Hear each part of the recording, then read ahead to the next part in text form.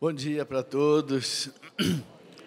Uma alegria poder participar mais uma vez desse projeto maravilhoso, Famílias em Pé. Nada mais importante do que a família, né? Quando Deus quis que o mundo existisse, quando Deus quis que nós existíssemos, a humanidade, então Deus fez um projeto. Tudo que existe fora do nada é um projeto, é um plano. Quem construiu esse rincão aqui fez um projeto, fez uma planta, né? Construiu aqui o palco. Deus também fez um projeto para o mundo, para a humanidade. E para a humanidade, o projeto de Deus tem nome: família.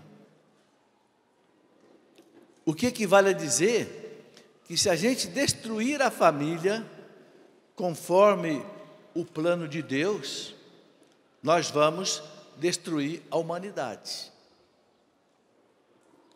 Vocês imaginem esse galpão aqui, não é?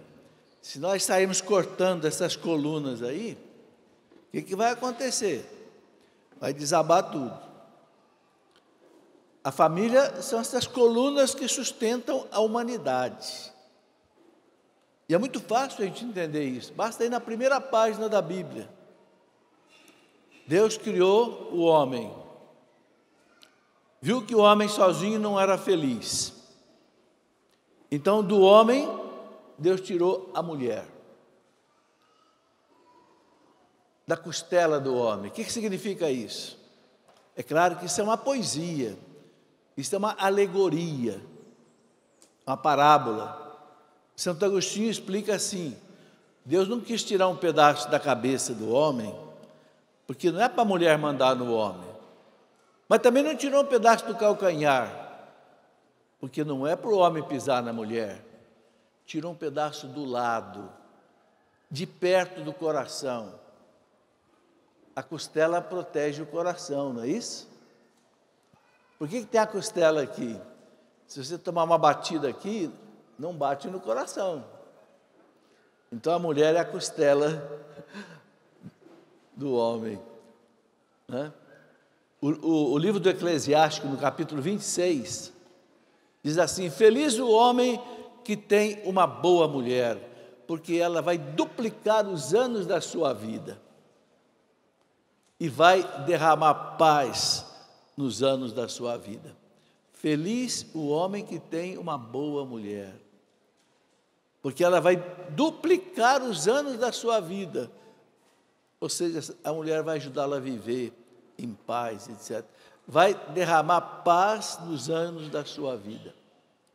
Então Deus fez a mulher. Quando levou a mulher para Adão, Adão ficou muito feliz. E Adão disse para Deus, né? Está lá no Gênesis capítulo 2, versículo 23. Adão disse para Deus: agora sim, agora eu tenho alguém que é osso dos meus ossos e a carne da minha carne, e ela vai se chamar mulher, porque mulher é o feminino de homem no hebraico. Homem é ish, mulher é isha. Então, Deus já tinha dado para Adão todas as coisas.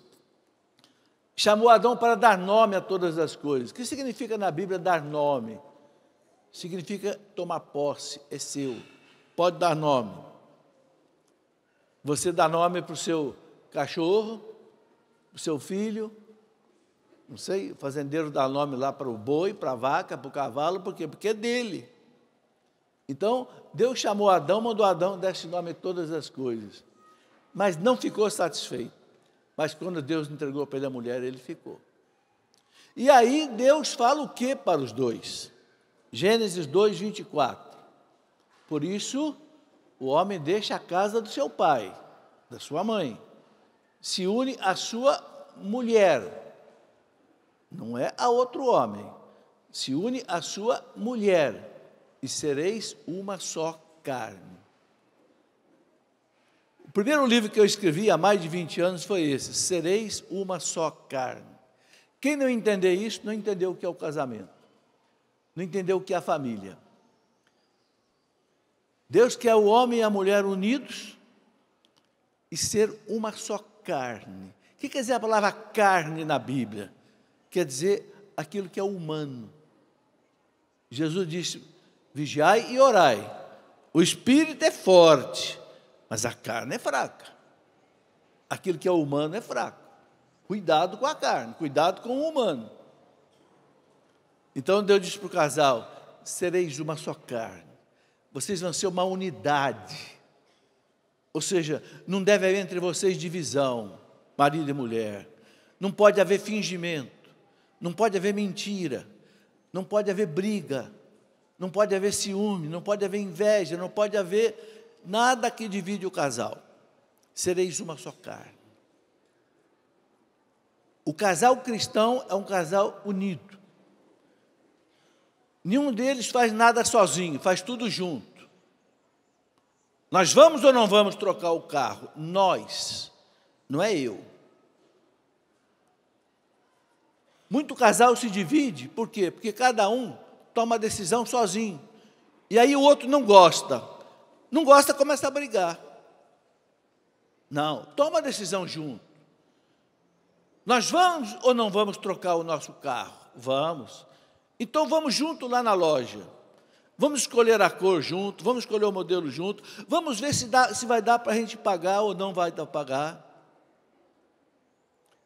Porque se você for sozinho lá na loja, comprar o carro, parcelar em 24 prestações, depois chegar em casa e dizer para a mulher, olha, agora aperta o cinto aí, porque tem 24 prestações para pagar. Acho que ela não vai gostar muito, não. Mas se ela for junto com você lá, aceitou, pronto, tudo bem. Sereis uma só carne. Nós estamos falando aqui de família de pé. Para ter família de pé, tem que ter casais de pé. Por isso eu quero começar essa reflexão por aí. Não tem família de pé se não tiver casais de pé. Porque a família nasce no casamento. Por que o primeiro milagre que Jesus fez foi num casamento? Porque foi a primeira coisa que ele quis restaurar na humanidade decaída pelo pecado original, foi a família. Então ele foi em umas bodas de Caná e ali fez o seu primeiro milagre a pedido de Nossa Senhora. Isso é muito significativo. Nossa Senhora quer estar no coração de cada casal cristão, dizendo para Jesus, olha Jesus, eles não têm mais vinho, eles não têm mais dinheiro, eles não têm saúde, eles não têm paz, Jesus, faça alguma coisa. Então, o casal tem que estar de pé. Para estar de pé, meus irmãos, não pode haver fingimento, não pode haver traição, não pode haver marido que fica de madrugada assistindo pornografia na internet. Estou cansado de mulheres virem reclamar para mim que pega o marido de madrugada se deliciando em pornografia e coisas desse tipo. Não pode haver infidelidade, nem por pensamento, nem por palavras e nem por atos. Senão quebra a unidade do casal. E qual é o segredo para o casal se manter de pé? A oração. O tema dessa reflexão nossa é essa, né, que o Jimmy me passou. Se nós não desistirmos de rezar, as muralhas vão cair, os muros vão cair. O casal que não reza, não se mantém unido. É um casal que daqui a pouco está mentindo para o outro, está traindo o outro, está inventando coisas e está se dividindo o casal. Tem que rezar. Lá em Fátima, Nossa Senhora já disse, família que reza unida, permanece unida. Casal que reza, permanece unido. Não tenham dúvida disso. Se nós queremos salvar as famílias, nós temos que salvar os casais. E a salvação vem pela oração. No evangelho de ontem, Quem leu o Evangelho da missa de ontem, lá de São Lucas, capítulo 18, Jesus estava dizendo para os discípulos, né? Orai sempre, sem nunca desistir. E aí ele diz que contou uma parábola para explicar isso. A parábola foi aquela parábola daquele juiz iníquo, que uma viúva veio pedir a ele para fazer justiça contra o inimigo dela. E o juiz, um juiz mau, iníquo, não dava atenção para ela. Mas essa viúva insistiu tanto ali com o juiz, que o juiz falou, deixa eu atender essa mulher. Senão essa mulher vai perder ainda a paciência, vai até bater em mim. E atendeu a mulher. E Jesus disse, ora, se esse juiz iníquo, depois que essa mulher pediu tanto, atendeu, imagina Deus que é bom, Deus que é Pai, não vai atender? Vai atender. Mas Deus quer que a gente peça. É uma lei que Deus estabeleceu. Só recebe quem pede. O povo diz, né? Só mama quem chora. Né? A criança, quando quer mamar, ela chora. Aí a mãe já sabe. Né? Por que Deus, diz Santo Agostinho, por que Deus quer que a gente peça? Pedi e recebereis. Batei e abrir-se-vos-á. Buscai e acharei. Santo Agostinho fala, por que Deus coloca isso? Primeiro, porque Deus quer que a gente manifeste fé, acredite. Quando você acredita, você pede e não desanima de pedir. Segundo, Santo Agostinho diz, Deus quer que aumente em nós o desejo daquilo que a gente quer. Quando você deseja profundamente alguma coisa, você não cansa de pedir. É como uma criança que quer que o pai dê um dinheiro para ela comprar alguma coisa. Ela fica no pé do pai até o pai dar. Ela tem aquele desejo. Então, Santo Agostinho diz, Deus quer que a gente deseje. Né? Pedir, recebereis. A igreja ensina que a oração precisa ter 3 qualidades. A primeira qualidade é a humildade. A segunda qualidade é a confiança. E a terceira qualidade é a perseverança. Primeira qualidade, humildade. Santo Agostinho dizia, nós somos mendigos de Deus. O que é um mendigo? Mendigo é aquele que chega para você e pede uma esmola. Ele não tem nada. Ele sabe que ele não é nada. Ele não tem nenhum prato de comida para comer. Às vezes eu saio da missa de manhã, um rapaz diz, professor, dá para dar um trocado para eu tomar um café? Esse é um mendigo. Ele não tem dinheiro nem para tomar um café. Santo Agostinho fala, nós somos mendigos de Deus, ou seja, nós dependemos de Deus em tudo. A nossa vida depende de Deus. O que eu sou, o que eu tenho, o que eu faço depende de Deus. São Paulo fala na primeira carta aos Coríntios, capítulo 4, no versículo 7, São Paulo faz essa pergunta assim, o que você tem que você não recebeu? E se tudo que você recebeu, tudo que você tem, você recebeu de Deus, do que você então se orgulha? Você vai se orgulhar porque você sabe cantar bem, porque você sabe falar bem, porque você sabe construir bem? É dom de Deus. E aí Santa Catarina de Sena dizia, não seja um ladrão da glória de Deus. Quem é o ladrão da glória de Deus? É aquele que acha que eu sou, eu posso, eu consigo. Você não pode nada, você não consegue nada. Você consegue com a graça de Deus, com o dom de Deus. Porque se Deus tirar isso, você volta ao nada. São Tomás de Aquino dizia, quanto mais você se afasta de Deus, mais você se aproxima do seu nada. Todo dom perfeito, toda a graça de Santiago desce do Pai das luzes, desce de Deus. Então a oração tem que ser humilde. Né? É aquela parábola que Jesus contou do fariseu e do publicano. O publicano pecador, desprezado pelo judeu, porque era cobrador de impostos, né? E o fariseu lá orgulhoso, Senhor, eu não sou como aquele publicano lá atrás, eu não, eu pago o dízimo de tudo, até da hortelã, não era nem obrigado a pagar dízimo da hortelã naquele tempo, até da hortelã, do não sei o quê, né? Eu jejuo não sei quantas vezes por semana, eu não sou como aquele fariseu lá atrás, aquele publicano lá atrás. E o publicano lá atrás não ousava nem levantar a cabeça de vergonha de Deus e dizia, Senhor, tem piedade de mim. E Jesus disse que aquele publicano saiu justificado, ou seja, perdoado, e o fariseu não. Então a oração tem que ser humilde. A gente tem que se aproximar diante de Deus, né, carente de tudo. A primeira bem-aventurança lá de São Mateus é essa: bem-aventurados pobres de espírito, porque deles é o reino dos céus. O que é o pobre de espírito? Essa palavra do hebraico é anavim. Anavim, no hebraico, significa aquele que se curva,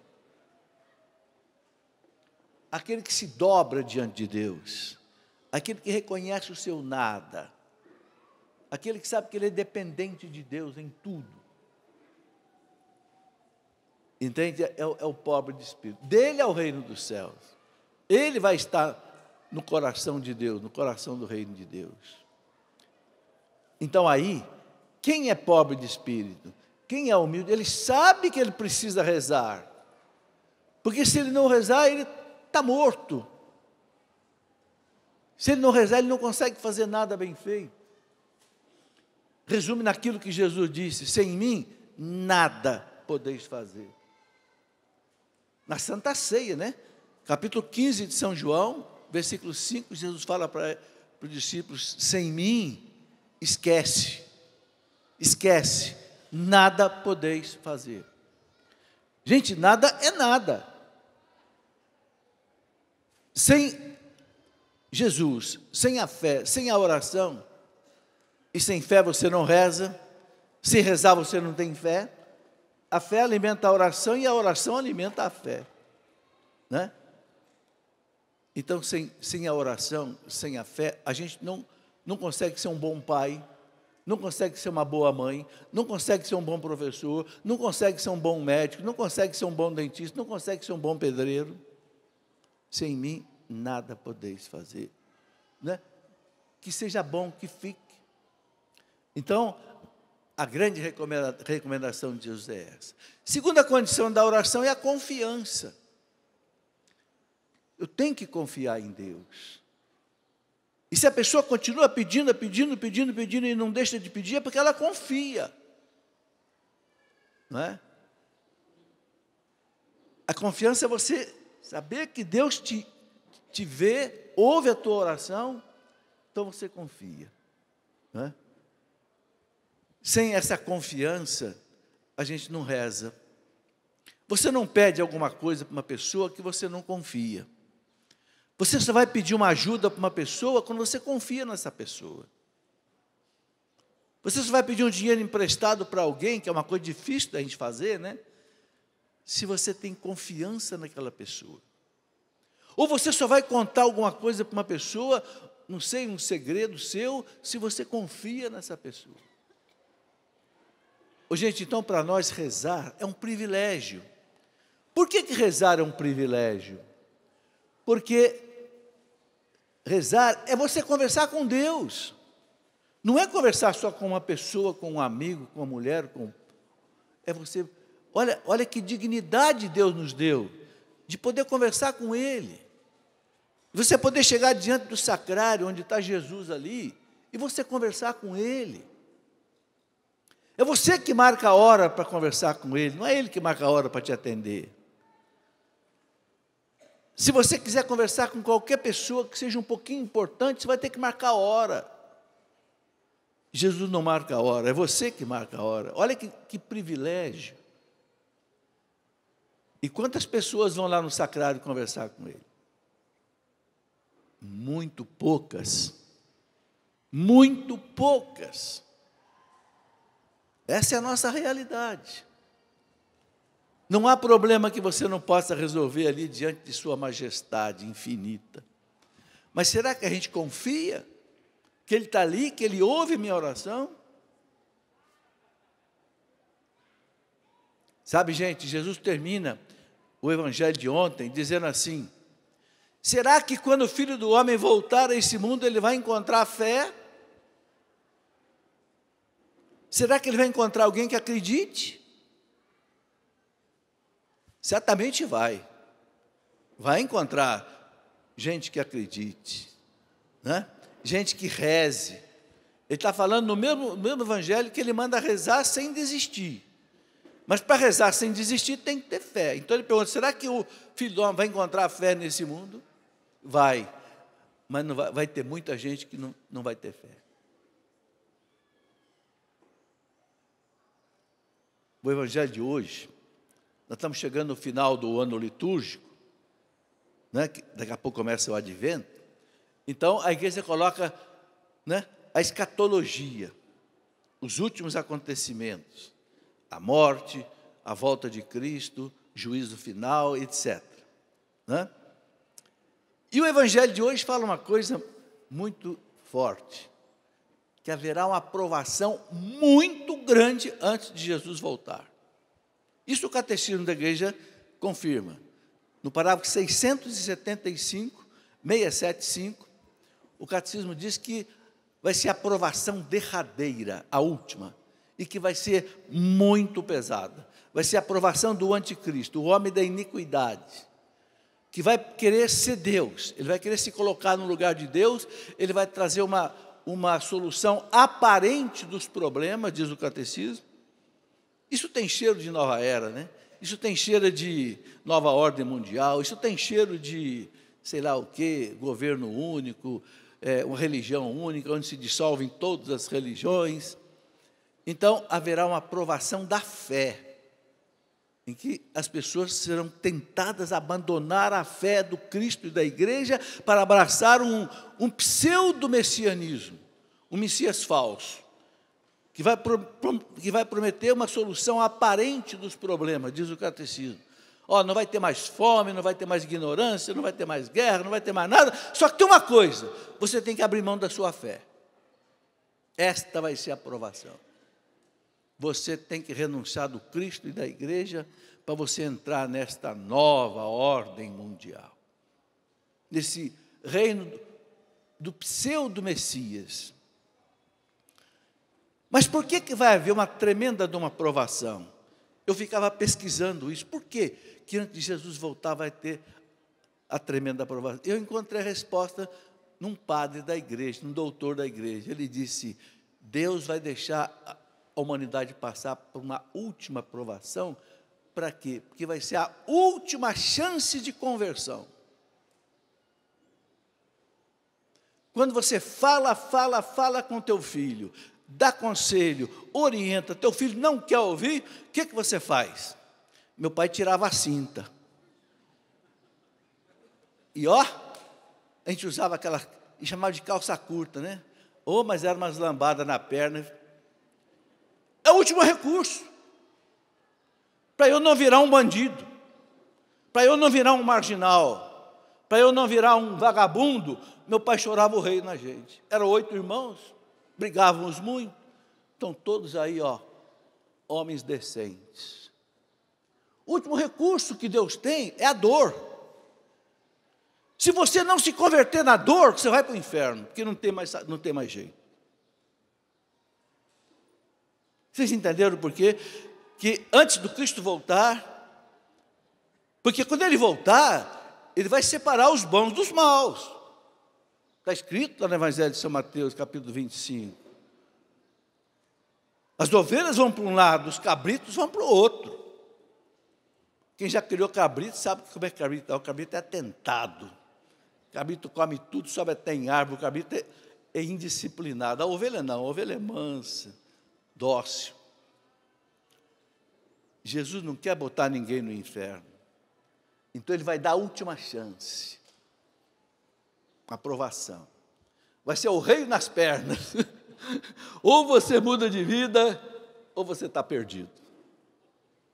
Os santos doutores da igreja, encontrei neles esta resposta. Então, gente, nós precisamos rezar.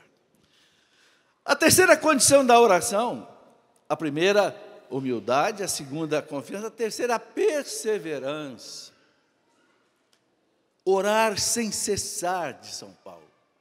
Orar sem cessar, não deixa de rezar nunca. Mas eu rezo, Deus não me atende. Não é da sua conta. Da sua conta é rezar, atender a Ele. Na carta de São Paulo, eu não vou pegar todos os textos aqui, só para eu não gastar muito tempo, mas eu vou explicar. Na segunda carta de São Paulo, capítulo 12, versículo 7, 2 Coríntios 12, 7, São Paulo diz assim, que ele pediu para Jesus 3 vezes, para Jesus tirar um espinho que ele tinha na carne. Ele dizia, parece um anjo de Satanás a me esbofetear. Era uma coisa muito dura para São Paulo. Naquele livro sobre a vida de São Paulo, que foi escrito por um escritor extraordinário, que durante 30 anos ele fez todo o caminho que São Paulo fez na vida dele. Esse autor chama Joseph Hofner. O livro foi publicado pela editora Quadrante, o apóstolo Paulo. Esse homem que entendia profundamente São Paulo, ele diz que esse espinho na carne de São Paulo, ou era uma malária que São Paulo tinha, que de vez em quando jogava ele doente na cama, e não tinha cura naquele tempo, não tinha vacina contra a malária, nem remédio. Ou então era um problema que ele tinha na vista, muito sério. O Hofner coloca essa suposição. Não importa, era uma coisa muito dura para São Paulo. Ele diz, pedi ao Senhor 3 vezes que me tirasse esse espinho na carne, e o Senhor disse, não. Aí São Paulo fala, por quê? Para que eu não caia no perigo da vaidade, porque eu tive a visão do terceiro céu.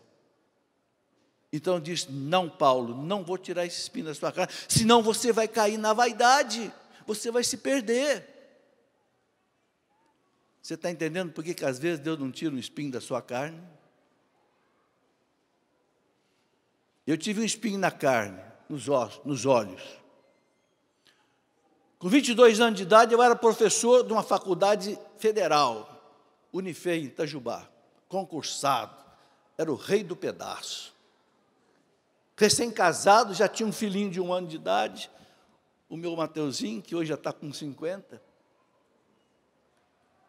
E daqui a pouco comecei a sentir a vista fraca. Fraca, perdendo a visão. 23 anos de idade, fui ao médico. O médico disse, rapaz, você está com ceratrocone. Eu disse, que troço é esse? É uma deformação da córnea, que a córnea deixa de ficar esférica, fica ovalada e você não enxerga.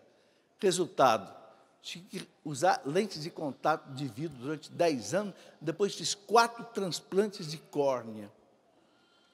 O que teve de gente que rezou para mim, não foi brincadeira. Os maiores homens da renovação carismática no mundo, porque eu viajei muito por esse mundo nos encontros da renovação carismática, tive até em Roma 2, 3 vezes encontro da renovação, esses gigantes, na época, Padre Francis McNulty, Padre Robert de Grandes, e não fiquei curado. Bom, fiquei curado pela medicina. Não posso dizer que não fiquei curado. Mas não houve um milagre assim. Mas Deus sabia por quê. Porque se Deus me desse talvez um milagre, talvez eu não estivesse aqui pregando hoje. Talvez eu não estivesse aqui na Canção Nova há 50 anos acompanhando o Padre Jonas. Talvez eu não estivesse fazendo o que eu faço hoje. Então Deus diz, não, Felipe, não vou tirar esse espinho dos seus olhos, não. Você vai carregar. Mas aí Jesus disse para Paulo, basta-te a minha graça. Com a graça, você carrega o espinho. E não deixa de cumprir a sua missão. Então, gente, não é que Deus não queira nos curar, Deus não possa nos curar. Deus sabe o que é melhor para nós. E sabe o que é fé? Fé é você acreditar nisso. Fé é você acreditar que você está pedindo, e Deus ainda não disse isso. Quando você pede alguma coisa, Deus pode dizer sim, Deus pode dizer espere, ou Deus pode dizer não. Ele é a majestade, não sou eu. Então ter fé é dizer obrigado, Senhor. Obrigado porque eu posso pedir. E o Senhor pode me dar a hora que o Senhor quiser. Agora, as muralhas caem, gente. A gente não tem tempo aqui para desdobrar todas as passagens da Bíblia. Josué, quando vai entrar na terra prometida, que Deus tinha prometido para Abraão, para Isaac, para Jacó, Moisés não entrou na terra prometida porque Moisés deu uma vacilada na fé no deserto. Então quem entrou foi Josué. E Josué teve que enfrentar a primeira grande batalha para o povo de Deus assumir a terra prometida. Era a batalha contra a cidade lá de Jericó, a cidade mais antiga do mundo, tem mais de 10 mil anos. E como é que Josué venceu Jericó? Derrubou as muralhas pesadíssimas. Não foi com canhões, foi com a oração. O cerco de Jericó, que hoje, graças a Deus, o mundo conheceu, e o mundo está fazendo. Eu não sei se vocês sabem como é que começou o cerco de Jericó. O cerco de Jericó começou porque quando o Papa João Paulo II foi eleito, vindo lá da Polônia, de um país comunista, da cortina de ferro, e o Papa João Paulo II pediu autorização para o presidente da Polônia, que era comunista, o general Jaruzelski, e o general não deixou o Papa João Paulo II ir à Polônia, a terra dele. Aí teve um padre na Polônia que teve uma inspiração, rezando. Vamos fazer um cerco de Jericó. Vamos rezar 7 dias e 7 noites diante do Santíssimo, rezando o terço, pedindo a Nossa Senhora que derrube esta proibição. Dito e feito. Acabou o cerco de Jericó que esse padre fez, o primeiro na história da igreja. Um mês depois, o governo polonês inexplicavelmente autorizou o Papa João Paulo II a entrar na Polônia. E a partir daí, meus irmãos, o comunismo foi implodindo. Porque pelas mãos de Nossa Senhora e do Papa João Paulo II, quem viveu isso, em 1989, viu o comunismo desabar como um castelo de areia ou de papel. Pela oração, pelo cerco de Jericó, as muralhas caem. Entende? Eu queria contar aqui uma história que me é muito cara, me faz pensar muito. Nós conhecemos muito bem a história de Santa Mônica, 20 anos, Santa Mônica rezou pela conversão de Santo Agostinho. Quem já leu o livro de Santo Agostinho, As Confissões, que coisa maravilhosa. Santo Agostinho era um homem devasso, um homem que já tinha quase 30 anos de idade, era maniqueísta. O maniqueísmo é uma heresia, que acreditava que existisse 2 deuses, era uma coisa horrorosa. E Santa Mônica rezava e pedia a Jesus, faça que meu filho seja um bom cristão. Diz Agostinho nas confissões dele que ela entrava 3 vezes por dia na igreja, no sacrário, e 3 vezes por dia ela só pedia isso. Jesus, que meu filho seja batizado, seja um bom cristão, nada mais. Mas Deus esperou 20 anos. Por quê? Por que Deus esperou 20 anos? Porque não queria dar a ela só um homem consagrado, um filho convertido. Deus queria um padre, um bispo, um doutor na igreja, um dos maiores filósofos da história da igreja, um dos maiores gigantes que combateu 4 heresias no tempo dele. Combateu o próprio maniqueísmo, arianismo, nestorianismo, donatismo. Foi um gigante. Porque aquela velhinha rezou 20 anos sem desistir. Eu fico pensando se essa mulher tivesse desistido depois de 15 anos. Ou depois de 19 anos. Talvez nós não tivéssemos o Agostinho que nós temos. Vocês estão vendo por que às vezes Deus espera você rezar, rezar, rezar e rezar? Deus quer dar mais. Ele está esperando as comportas se encherem. Porque quando ele abrir a porta da comporta, vai ser uma inundação de graças. Que bonito, né? Quero contar uma outra história. muito real. Não sei se já ouviram falar numa senhora que agora está em processo de beatificação, né? Lisieux, né? Elizabeth Lisieux, uma francesa, casada com Félix Lisieux, que era um homem ateu, médico, jornalista famoso também na França, era até um homem diplomata, mas era um ateu. E Elizabeth era catolicíssima. Elizabeth rezou a vida inteira para a conversão dele.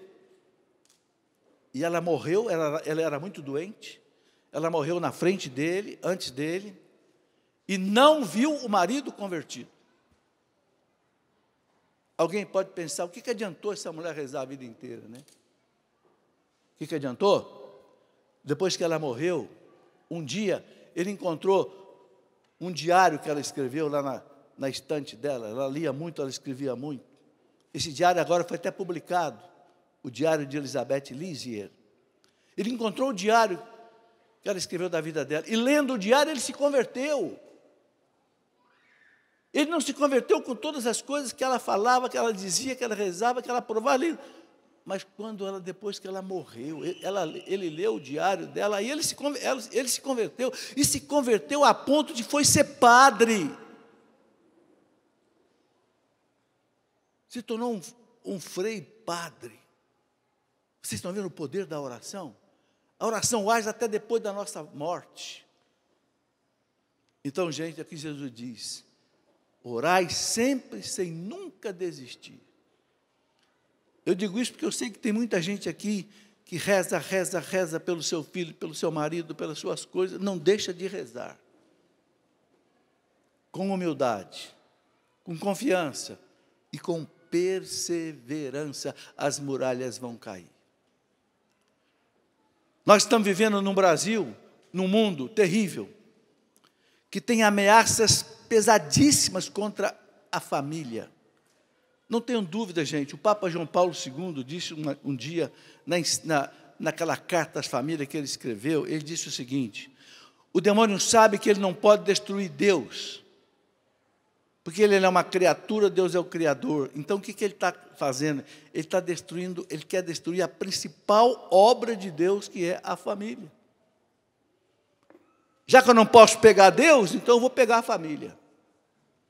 E vocês não tenham dúvida, o grande desejo do inferno hoje é acabar com o seu casamento, acabar com a sua família, jogar pai contra filho, jogar marido contra mulher. Não é o que está acontecendo? Eu estou vendo casais católicos que criaram seus filhos na fé, os seus filhos vão para as universidades e voltam bandidos, voltam ateus, voltam marxistas, ateus, desafiando o pai, desafiando a mãe que lhes deu a fé. Mas aonde que essa criança foi envenenada pelo demônio? Lá fora, lá na universidade, lá no mundo. E a consequência vem sobre a família. Então, gente, nós temos que rezar muito. Joelho no chão para ter família de pé. Né? Alguém disse essa frase: o homem só é grande quando está de joelhos. E a família também. Muito obrigado, que Deus abençoe. Fiquem de pé para a gente continuar aí a nossa reflexão. Bendito seja Deus. Vamos repetir para nós esse grande ensinamento, para que a nossa oração ela tenha qualidade. Ela precisa de, eu digo, você repete, humildade. Diga mais forte: humildade, confiança, perseverança. Vamos dizer mais uma vez: humildade, confiança e perseverança. Só para ver se você estava bem. Humildade, confiança e perseverança.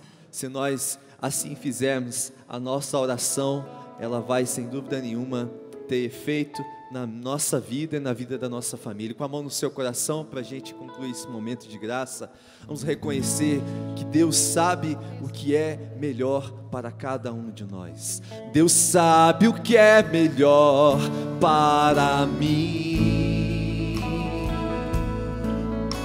Deus sabe o que é melhor para mim.